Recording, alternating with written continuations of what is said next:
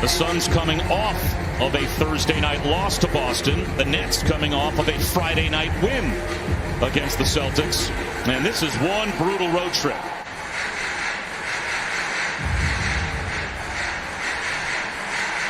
Kyrie Irving along two, and that breaks the ice and gets the Nets on the board.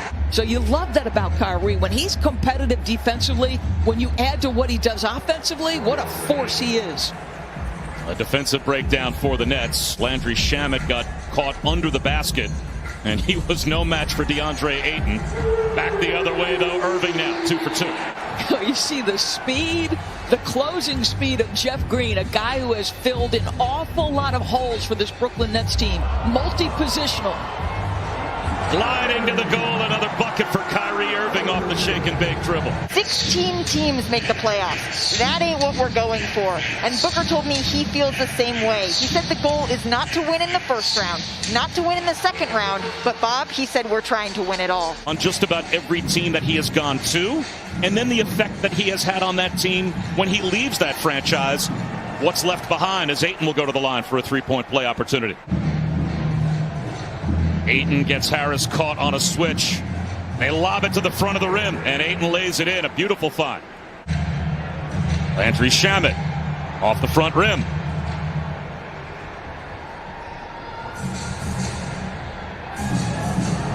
Easy cruise to the lane for Devin Booker for Coach of the Year in the NBA. They both have to be, I would think, on anyone's, say, top 3 or 4 on the ballot. I don't think there's any question, and obviously you'd also consider what Quinn Snyder has done in Utah.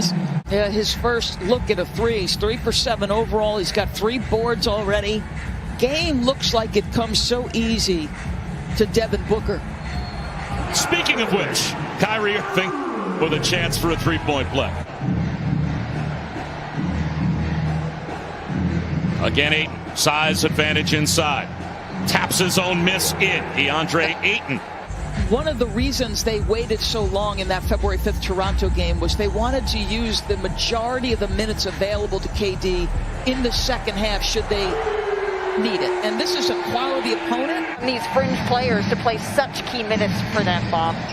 Well, they've had a lot of different stay-ready groups. The Nets have had 32 different starting lineups this season. So, 27 that Brooklyn has on the board so far. Almost caught under the backboard, but adjusting was Cam Johnson to lay one in transition. And he didn't find DeAndre Ayton, who had a young guard right in front of him trying to contend with DeAndre Ayton. It was the point Monte made to Malika. And there's the matchup at the other end in reverse. Blake Griffin had Chris Paul caught on his hip. Griffin can't hit the straightaway three. Chris Paul coming back the other way.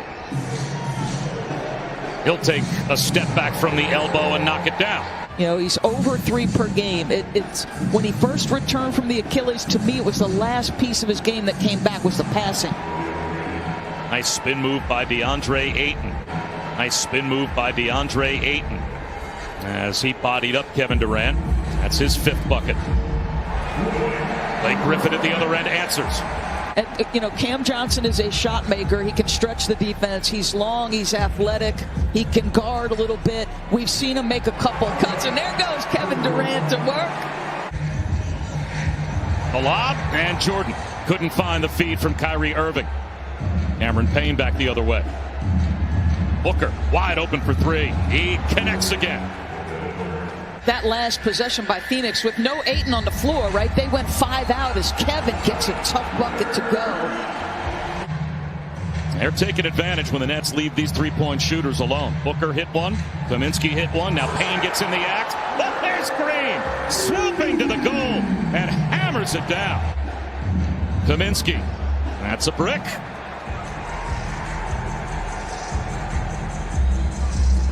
Kyrie Irving for 3. Got it. 3-point percentage defense. They're 13th and 15th as Kevin goes off the dribble. And what I wonder, Bob, is, like, yeah, we've grinded with the pieces we have, but the fact of the matter is the pieces that will play haven't played together. And he's right. It was sort of a silly question by me. Down to the last 40 of the first half. Here's Durant in the mid-range. Off the window and perfect. 5 seconds to go in the half. Here's Durant. Shot fake. Leans in. The tip follow is there for DeAndre Jordan. D3 game absence with the hamstring strain before he came back a handful of games ago. And they had him basically on a 20-minute pitch count.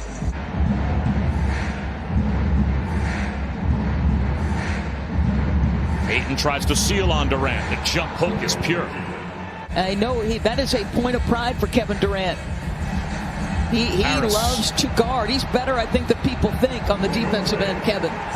There's DeAndre Jordan working the offensive glass.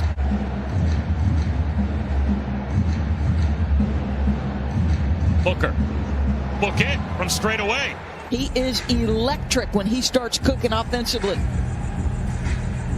He's up to 17 as Kyrie Irving stays red hot. Irving does it again. He's got 4 40-point games this year for Brooklyn. So he is easily within sight of that number today as Durant will lob one for the throwdown by Jordan.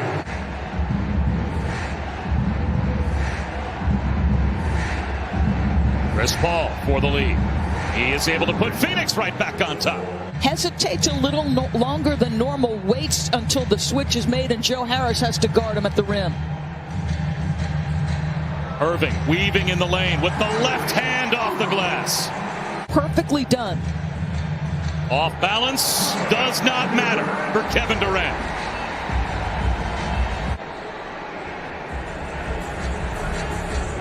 Durant glides in for the throwdown.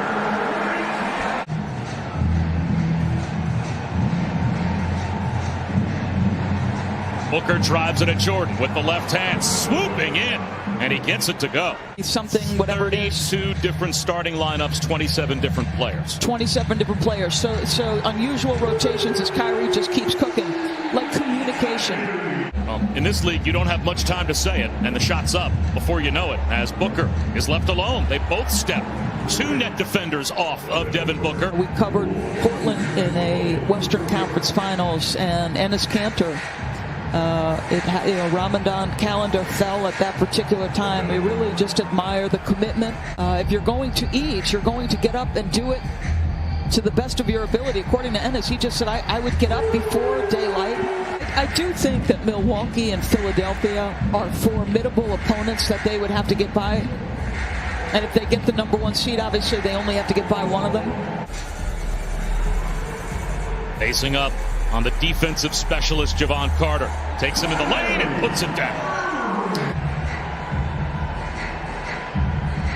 Blake Griffin sees a lane, takes advantage, and he'll go to the free throw line with a chance for 3. Into a new regime as Kyrie Irving gets under the bucket. Sets up Durant. Yes. Turnovers, like that's the only thing that's pinched him at all in the time missed. Joe Harris drives, misses, and follows. Boy, how about the Suns' schedule? So today, Nets. Tomorrow, Knicks, hottest team in the league. You return home that first game, and it's a brutal one. Booker for 3. 2 of the big 3 that are in the lineup today, they have been the offensive story as Griffin lays one in off the bounce pass from Kyrie Irving. Now he gets it back with some help from Bridges. Paul leans in. That pass stolen by Griffin. Griffin the other way, gives it up to Harris, and the reverse is good. Where Kyrie is battling, nice drive, wow. But Kyrie battling Chris Paul every step of the way, making him use clock, work that up. You know, when asked, I basically said I think Brooklyn can do it. 3 incredible late game finishers as Joe Harris gets out in transition. Gets it to Booker and gets it back. He'll go at Griffin.